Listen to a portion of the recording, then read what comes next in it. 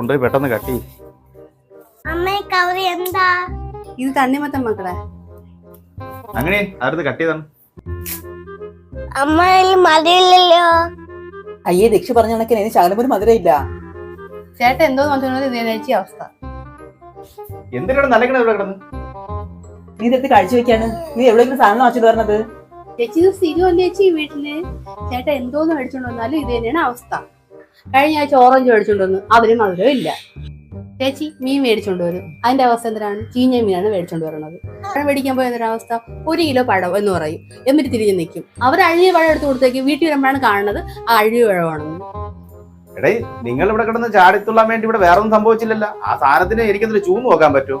ചക്കയാണെങ്കിൽ ചൂന്ന് നോക്കാന്ന് പറയാം, ഇതിൽ ഞാൻ അങ്ങനെ ചൂന്ന് നോക്കണം? എടാ ചെറുക്കാ, നിന്റെ ജീവിതത്തിൽ ആകെ നല്ല ശേഷം ഉണ്ടാടാ. നീ ഒന്ന് ചിന്തിച്ചു നോക്ക്.